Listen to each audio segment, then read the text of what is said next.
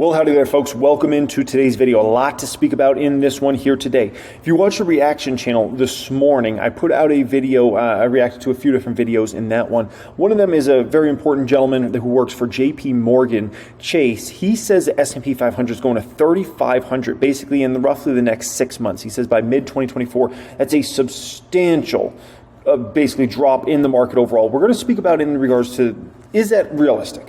Do I think that's going to happen? Do I think that's probable? Do I not think it's probable? He also said you need to be selling all your stocks right now and putting that money into treasuries that could yield about 5% right now. So we'll speak about that in regards to today's video, and that might surprise some people in terms of some of my views on that, if you should be selling your stocks off right now and kind of plugging that money into treasuries and getting that return there, okay? We'll also speak about Bitcoin in this video. It's been rolling heavy, 42,000 now in Bitcoin. We're also going to speak about gold in today's video. Gold just hit a new all-time high. We're going to talk about, does this mean a recession's coming?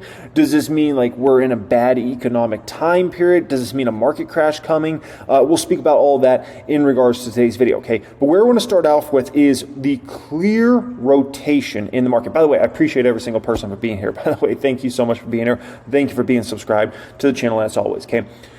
The rotation. This is so clear now at this point in time. A day like today gives you a great intel in regards to this. Like you pull up a heat map of the S&P 500, and if you look at just the big things, it looks like, wow, a lot of Red Dead Redemption, right? And the biggest weights out there, the Microsofts and the Apples and Nvidias and Googles and Amazons and all these big dogs. But then you look at all the little teeny greens out there, and there's a lot of them. The truth is, unlike most of this year where just a few stocks were prospering and the rest of the stock market was doing nothing or going down, now we got a very opposite situation where the indexes maybe aren't looking the best, S&P 500 or the NASDAQ, but you go beneath the surface and it actually looks like we got a very healthy stock market outside of maybe 10 or 20 of the biggest companies out there. If I pull up the big tech watch list here today, Salesforce down 3.5%, Intel down over 3%, Palo Alto Networks, Nvidia, Netflix, AMD, you pull up basically all those stocks this year. They've all performed tremendous, and they're all monster companies. But now, not so much, right? If I look at, my stocks that did well or bad today, check this out. Meta, not good today. That stock was down. Red Dead Redemption has been down several days now. Tesla, down $5,400 on that one here today, right? Look at Amazing's on down $2,300 in regards to that one. But then we flip over and we look at an ELF, right, which is kind of more of a mid cap now, but some kind of think it's still a small cap. Look at ELF today, 3.3% up. That didn't look like it was a bad day for ELF stock, right? Look at Fubo stock. Fubo stock was up nearly 4 percentage points here today, right? If I go ahead and I take a peek at, Fubo in the last 7 months, the stock's up 222%, 222% in the last 7 months in regards to Fubo, right? What an insane move. If I take a peek here, right, and pull up my watch list, stocks I have money in, big cap, which is Palantir, right, down 9%. Shopify is my second worst stock today, big cap. Amazon's a mega cap stock, down today. Wins like a mid cap, so that's one of the exceptions. Then you got Meta and Tesla, all mega caps down. Then on the flip side, my best stocks here today, look at the Planet, that's like a small cap / maybe micro cap stock, 10% plus up today. No news. Fubo, no news. That stock up 4%. Honest, no news. That one's up 4%. That stock's up like 100+% just in the past month or so. ELF, mid cap stock, 3.3%. Any news on ELF? Nope. Those stocks just continue to move. And those are just some of many of the smalls that continue to move. It's a clear rotation of money going on in this market right now. And the question is, when does this end? And the answer is probably no time soon. It's probably going to roll on for quite a bit. And we'll speak about that a little later on in this video in terms of when it actually ends. Okay, Bitcoin's rolling right now, right? And it's rolling for several different reasons. A lot of the boogeymans are out of the closet in regards to Bitcoin now at this point in time, and crypto in general. That's good. The only real big one left is maybe Ripple. That's maybe the one last big boogeyman in the closet there, right? But there's a lot of excitement around new ETFs coming. Fidelity now has crypto, which is the most established, pretty much most respected brokerage company out there. So the fact that Fidelity has it now is just very exciting, and you're potentially getting some people that maybe wouldn't have traditionally bought Bitcoin to be able to have access to that market now at this point in time, right? And there's just an overall feeling of like the big guys are taking over. There's a changing of the guard in regards to Bitcoin that's going on right now. And the big guys are taking over. Whether you want them to or not, they're taking over. And the Fidelities, the JP Morgans, the Goldman Sachs, they're all going to take control of this market over this next couple of years. And they will be able to dictate really where Bitcoin goes, what happens here, the outlook, the bearish momentum, the bullish momentum. They're taking it over now at this point in time. And so it's a changing of the guard from the SBFs, from the, the whatever his name was, the Binance dude, from those sorts of guys, from the old guard to the regulated side, to the new guard, to the new age. And so it's a changing of the tides. And a lot of people are bullish about that, and there's a lot of positive momentum. And I don't know. I don't know if I would be as excited as some people are in regards to that whole situation happening, because I don't want to go further than that, okay? Next up here, somebody tried to make a Bitcoin argument today on my Twitch live stream, okay? And they were trying to say if the market gets hit, if the market crashes, or something happens, like Bitcoin's going to do great in that environment, okay? And I'm like, you're just not in reality. You're not in reality at all in regards to that, okay? Here's the deal. Let me just show you a few of the most recent crashes and tell me any of them where Bitcoin did good, because Bitcoin never does good. It does horrible in any sort of market crash scenario anytime the market gets hit heavy. This was in late 2018. We kind of had a little mini crash in the market, I call it, okay? It was painful for anybody that was in the market in late 2018, like myself. It was painful to go through that, okay? And the NASDAQ, in a matter of a few months, got hit about 20%. It got hit a little bit lower than 20% at the actual lows. I think it was technically 23% or so. But NASDAQ got hit about 20%. Bitcoin got hit 30. It was in the 30 to 40% range. It actually almost reached a 50% drop at one moment for Bitcoin overall. So, okay, that was one of the most recent crashes we had, and Bitcoin got absolutely wrecked in that. What about the Rona crash? Bitcoin got absolutely wrecked in that, right? NASDAQ was down, here it has it at 27.7%. I think the NASDAQ did get hit worse than that during the Rona crash. Bitcoin was down 40+% in the Rona crash. What about the most recent crash we had just literally last year, right? Well, the NASDAQ got hit over 30% last year. At the actual peak to trough, NASDAQ was down about 37% or so. Bitcoin, this isn't even peak to trough on Bitcoin. This is just how much it fell. It was down over 60% last year. So the reality is, if the market gets hammered, Bitcoin's going down substantially. Not like, there's a fairy tale that a lot of Bitcoin, bulls like to say. It's just not reality of like, if the market goes down a lot, Bitcoin's going to do great. They always say that, and it never happens, ever. So until it actually happens, like, you can just keep saying it again and again, but you're literally insane. That's like the definition of insanity, like complete insanity, right? Here's the deal. If the S&P 500, let's say the JP Morgan call that we're going to talk about here in a bit, happens and the S&P 500 goes down to 3,500 over the next 6-7 months, Bitcoin's going to 20K, probably below 20K in that sort of scenario. It's math. It's what happens. Like, to think anything other than that is pure delusion. To think Bitcoin's going up in a crash is pure delusion. Bottom line in regards to that, okay? Gold. So gold is performing, very well recently. Obviously breaking through an all-time high in regards to gold, right? And there's definitely some excitement around gold right now. Here's the deal, okay, in regards to gold, okay? Gold's performance since I graduated high school, I wanted to see, like, how has gold done over time? And really, in somewhat recent times. So I said, I graduated high school May of 2008, and what is gold's performance over that time, right? Can you guess it? Do you want to know? Can you guess it? What is gold's performance? How well is it done? Well, gold has a little over 2x'd since I graduated high school. A little over 2x'd, okay? Now, take into account, gold is seen as kind of like a hedge against the dollar, right? And the dollar's lost at least 43% of its value since I graduated high school. Okay, at least 43%. I think that number might be conservative, but anyways, 43% of its value. So you can say 43% of the gains of gold since I graduated high school is really just from the dollar devaluing over time, right? So that's a little food for thought. So the bottom line is, in regards to gold, it doesn't perform very well. It is an asset class. It's an okay asset class, but it's not a good asset class.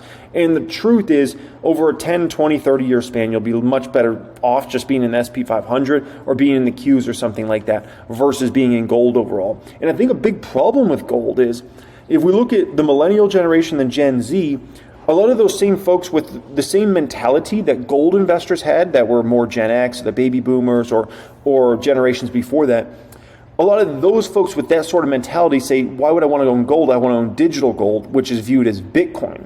So a lot of the money that used to maybe go into, buying gold is now going into buying Bitcoin. It's a very similar philosophy these two groups have. I mean, it's the more you get into it, the more you realize, oh my gosh, like the thought process is so identical, it's ridiculous. They're literally the same people, just generations apart. And these ones preferred buying gold. And these ones say, these folks that own gold down here, most of them say this is ridiculous, that people own these fake asset. That's what they'll call it. They call it a fake asset. These people say, why would I want to own this old school gold? I got the new digital gold. Like, why would I want to own that? So neither one can really understand each other. But the bottom line is, the newer generations, money's not going into gold, it's going into Bitcoin. And you look at Bitcoin's market cap, nearly $1 trillion. I mean, at the end of the day, like, Bitcoin's stolen a lot of money away from gold, and a lot of that money used to go into gold. Now, in terms of recession, in terms of, is this predicting a recession or something like that, right? Which I think is a fair question in regards to kind of Bitcoin's performance here and kind of wondering all those sorts of things. The truth is, gold going up a lot does not predict recession at all, just to be quite honest. If you look at 2011, 2012, this was kind of around a peak in gold here, a previous peak, a previous kind of all-time high right around there, 2011, 2012. The economy was already strengthening. The economy bottomed out around 2009, 2010. The unemployment rate actually bottomed in 2009 and then started to strengthen. So as things got better, gold actually went flying higher those next few years, right?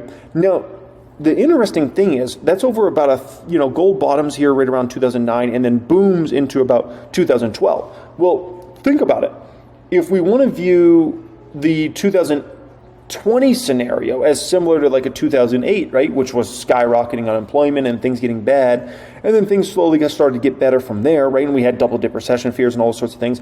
Well, if we think it's been about 3 or 4 years now since that has taken place, which means it could be very possible that gold maybe is hitting a short-term top, and maybe you could actually see weakness in gold over the coming years, especially if things calm down in the world, right? And there's not as much fear about recessions or all those sorts of things, and you could be actually going into maybe a potential multi-year bear market on gold. Now, I'm not predicting that. I don't know. I just think it's something to kind of factor in there. But the bottom line is, because gold hits an all-time high, does that predict recession? No. No, it just doesn't. Does it predict that it's a bad economy? No. Does it predict that a market crash is coming? No. No. No. So just some food for thought in regards to that, okay? And that's gold, which gold, I don't know, some people may say it's a little bit of a mold, okay? Alrighty, guys, so next up here, let's go into the talk around S&P 500, 3,500 by mid-2024, so basically in about 6 months from now, and then we'll talk about basically selling all your stocks, putting that money into treasuries, and getting 5% right now and not taking the risk in 2024, right? So first thing is, in regards to S&P 500, 3,500, if that were to happen, here's what needs to happen to stock prices, right, of the Magnificent Seven. We need to see stocks like Tesla go from, it's about $235 a share to $150 a share. This needs to happen in the next 6 months, okay? Microsoft needs to go from about $369 where it's at right now to $300. NVIDIA would need to go from about $455 to $300, which, by the way, NVIDIA is probably undervalued right now, probably significantly undervalued, unless their business completely falls apart next year or something like that. Outside of that scenario, NVIDIA is actually undervalued right now, so you need that to happen in the next 6 months. You need Apple to go from 190 where it's at right now to 140. You need Amazon to go from 144 where it's at right now to about $100 a share, $110 a share. You need Meta to go from where it's at right now, 320 down to about 220. And you need Google to go from about $130 to $100 over this next 6 months. Okay, how realistic is that? Well, if we were to break down each of these, it's possible in regards to Tesla, but I don't know, with the Cybertruck excitement and when you really look into the Cybertruck and the engineering side, I think there's going to be a lot of dip buyers on Tesla for the next 6 to 12 months. I'll just put it that way. So even that, at this point in time, I'm having trouble even believing that could happen, down to 150 in the next 6 months. Microsoft, possible. I would say that one's the one that's possible, okay? NVIDIA, like I said, unless their business completely deteriorates over the next few quarters, I think that's a hard proposition to get that baby down to $300. Apple from 190 to 140, as bad as I would love to see it happen, I mean, just there's such a cult-like shareholder base around Apple, they just don't let that baby drop. In any drops, they end up buying it up, man. They buy it up every single time, right? So possible, I hope it happens, but I'm just not that convinced, right? Google's undervalued right now, so to go from 130 to 100, I think is tough. Meta's very undervalued right now, even at 320. So from 320 to 220, it can happen. We've seen, things that don't make any sense happen in regards to Meta, so it could happen. I don't think it's that realistic. Amazon has very fast reaccelerating growth right now, so I don't think that's the most realistic to go from 140 something to 100, $110. So I think his whole situation here, I would love it to play out. I would love to pick up NVIDIA shares for 300. Give me NVIDIA at 300. I would love to pick up more Meta shares in the 200 something, especially low 200s. Give me Amazon back at 100, 110. Give me Tesla at 150. Give me. But as my mother used to tell me, Jeremy, she used to say, that's wishful thinking. Wishful thinking. You can want a lot of things to happen, but it doesn't mean they're going to happen. And, when I look out there and I say, I wish I could buy Amazon stock for $100 a share, $110 a share, Meta for $220. I'd love to get some more Meta shares and love to get some Tesla at $150. I mean, it's possible, but I think it's going to be very difficult now at this point in time. Because if anything, those tech companies already hit their bottoms. And if anything, look at the earnings growth that those companies are having now at this point in time. Look at the earnings per share. Look at the revenues. It's just the business models are lining up a lot better, and they're leaner and more efficient than they've been in probably the last decade. Just because every one of those business models is more lean and efficient today than it has been at any point in the last 10 years. So to look at it from that standpoint, it's difficult. I mean, really, really difficult to think like those stocks are going to tank the way this gentleman thinks they're going to tank. I hope it happens. There's a good saying, it says wishful thinking is one thing and reality is another, right? And so now let's talk about the next thing, selling all your stocks and buying treasuries, right? Because it's always a possibility. What if the market tanks? Those sorts of things, okay? So first thing I want to show you here, this is the returns of the market, kind of almost over a 100-year span, okay? 75% of years are basically positive years for the market. So understand the odds are it is going to be a positive year next year. And then you can say that for every single year. The odds are much more likely it's going to be a good year in the market versus a bad year, meaning positive returns versus negative returns. It's just the way it works. And by the way, this goes all the way back to prior to the Great Depression. Think about that for a moment. So it's got a bunch of those Great Depression years in here as well, right? So the bottom line is most years are going to be positive, right? So next year's probably going to be positive, just looking at the odds of probabilities, right? This shows you the gains of bull markets versus the losses of bear markets over time, right? And so the thing you got to understand is we went through a bear market obviously last year. It was pretty vicious, right? S&P 500 was down, well over 20+%. The NASDAQ got hit. NASDAQ was in a nasty bear market. NASDAQ got hit about 37% or 38% peak to trough, right? That was nasty. It was a bad bear market, and we got hit. It was bad, right? But the bottom line is bear markets are very short. They're painful to go through. Anybody that's gone through them, and I've went through several. I started in the Great Financial Crisis. I went through the Rona crash, right? I went through that late 2018 crash. Went through the double-dip recession fears of that was back in 2010, 2011. Went through 2022. They're very painful to go through those short-term markets, but they are short-term. And then they reverse, and you have some incredible gains coming out of that, right? So the power of the bull markets is so much more substantial than the losses of a bear market. It's ridiculous, right? This shows you the average holding of stocks over time, and it's dropped off considerably as the decades have ticked on now at this point in time. And I think the important thing to understand is just many folks are kind of in this short-term mindset of making very short-term decisions nowadays, okay? This is one of my favorite things you'll ever see. One of my favorite charts you'll ever see, okay? So this shows you if you hold a stock or you're just in the market, let's say S&P 500 or whatever, for a certain amount of time, what are the odds you're going to make money over that time period, okay? So let's say you buy, the S&P 500 right before it closes one day, right? And then you sell it right before it closes the next day. It's actually amazing. 53% of the time, you're going to make money. 53%. It's the only casino out there that the odds are actually stacked in your favor to win. Most of the time. And the difference between this casino and a regular casino is the longer you're at a regular casino, the more probabilities go up that the casino is going to win and take your money. But in the stock market, the longer you stay in, the higher and higher probability you have of making money. So if you now hold, let's say the S&P 500 for a week, now your odds have gone up to 56.7% of the time you're going to make money. Let's say you hold it for a month. Now your odds have gone 60-40. Now there's a 60% chance you're going to have made money, only a 40% chance you will have lost money. Now let's take it to a year. If you hold stocks for a year, now you're at 73.5%. So nearly 75% of the time, if you hold stocks for a year, you're going to make money on it versus lose money on it, right? 10 years, now you're at nearly 95%. So if you hold the SP over a 10-year span, 95% of the time, you're going to make money. And over a 20-year span, 100% of the time, you've made money based upon historical probabilities. 100%, right? So that's a little food for thought in regards to that one, right? And imagine how many days, weeks, years, months people predicted like the market was going to crash, this was going to go bad, that was going to go bad, and they were wrong, and they were wrong, and they were wrong, and wrong, and wrong, right? This next one, it's about time in the market, not time in the market. I'm sure you've heard this expression before, right? A million things to worry about all the time. All it is a huge buying the dip opportunity. If you ever get gifted markets that drop 10, 20, 30%, just understand it's always a buying opportunity.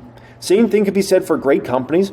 Every dip in Amazon stock for the last 25 years has been a massive buying opportunity. Every dip in Meta stock since that company went public is a massive buying opportunity. Every dip in Tesla stock since it went public has been a huge buying opportunity. Every dip in Apple stock for the past 20 plus years has been a buying opportunity. Every dip in Microsoft stock for the past 20 plus years has been a buying opportunity. NVIDIA, AMD, I could go through a long list of these stocks, right? Every single dip is a massive buying opportunity, and you're just, that's the market. I mean, the market, every dip's a buy. If you ever get gifted these dips, you need to buy. And there's been a million things to worry about. Very serious things. Very serious things. Oh, this is going to happen. This is going to happen. This could happen. This could happen. Did you see what just happened? Oh my gosh. Understand there's going to be things that happen in 2024 that are going to cause you to be very scared. 2025 is going to be the same way. 2026, 2027, 2028, and every year, so on and so forth. That's what happens. And people jump out of the market, they get scared, this and that. At the end of the day, it was all a buy, right? I love this one. It never seems like a good time to buy, right? The market is too high now. It's too high. We just reached a new all-time high. It's too high, right? Then the stock market goes down, and they're like, well, they say it could go lower, so we better wait. We better wait on this, Kate. It's probably going to go lower. Then the market goes up a bunch, and they say, oh, we're waiting for a pullback here in the market, right? Then the market hits a new all-time high, and people are saying, only suckers are buying at near an all-time high. Like, that's crazy, right? Then the market goes down, and somebody says, I'll wait. It's going to go even lower. You better wait on this, right? Then the market goes up a bunch. Then they say, oh, waiting for a pullback here, right? Then the market hits a new all-time high. Market's too high. This is the cycle of retail investors for the most part. And it happens to a lot of them. And it's just like, it's such a silly game to play. It's such a silly game to play. People don't realize it when you're in the game, how silly it really sounds and how silly they sound, but this is what they do. And it happens every single time. Every single freaking time. It never fails. It never fails. And they always come back and they say, oh, it's too high now. Oh, it's going to go even lower. You get the big dip, and then it's still the thing you got to understand about people that are not very inclined to buy the market is even when the crashes happen, the corrections happen, stocks get nailed. Are they out there buying? No. Because they always say, oh, it needs to go even lower for me to buy. Oh, I think it's going to go even lower next month. Oh, this is bad news. This thing happened. This is bad. So it's going to go even lower. They never buy. They always say, oh, I'm going to buy. They never freaking buy. They never buy. Meanwhile, the big players come in. They pick up all the assets for cheap. And they all are out there buying. And they take advantage of the deals. And then they run the world. It's the same game. It's been played for 100 plus years now. It's going to be played for another 100 plus years, okay? Same game. Here's the way I look at it. Market tanks in 2024. Awesome. Good. My hedges will print me money, right? And I'll be able to buy stocks at unreal deals. There's already so many deals in this market right now in different areas. Maybe not in the big tech, maybe not the best deals there, but there's so many deals beneath the surface, small caps, mid caps right now. It's ridiculous. I mean, my buy list right now is 20 plus stocks deep. I think it's probably 30 plus stocks deep. It might be, and I trimmed it up even recently. But there's so many deals out there right now. There's so many stocks. I'm like, I really want that one. I want that one. I want that one. I want that one. It's like, it's like a buffet. It's ridiculous, right? Another thing to factor in here, the Russell's actually lower than it was 3 years ago. I think that's important. I think that's really important. The Russell hardly ever goes down on a 3-year basis, but literally the Russell's lower than it was 3 years ago. That's something that should be considered, okay? I think this is very much a realistic potential scenario for 2024, okay? Very realistic. It could be a year in 2024 where the S&P 500 and the NASDAQ are meh. So maybe they're slightly up, maybe they're slightly down, but no 10% type move, 10% plus move in either direction from the beginning of the year to the end of the year. I think that's very much a possibility. I wouldn't bank on it, but I think it's a realistic possibility actually, okay? Meanwhile, the Russell rolls during 2024, and it's a 15 to 25% type up year for the Russell, and the Russell finally plays catch up with the other indexes, because right now there's an insane divergence between the Dow, S&P, and NASDAQ and the Russell. It's a crazy divergence, one of the biggest you've ever seen in history. And so the Russell Wilson needs to do a lot of catching up to do. And maybe 2024 is the year. Maybe it's not. Maybe the Russell's down on a 4-year basis, a 5-year basis. The odds are saying it's very likely the Russell plays catch up. And so I think that's a scenario that should be considered. Not to bank on it, but it should be something that's considered. Is a Russell rolls and plays catch up here, folks, okay? I appreciate y'all joining me as always. Thanks so much for being here. Thank you for being subscribed to the channel, folks. Hope you get some good value out of these videos each and every day. If you're looking to apply to join my private group, you will like to join me and the other members in there, 6- and 7-figure members, then check out the pinned comment down there. You fill out an application. You get access to all of my courses, access to see the moves I'm making, my nearly $2 million Fidelity account, and all that good stuff. Okay, that's pinned comment. See you in there maybe this week, maybe next week. Much love and have a great day.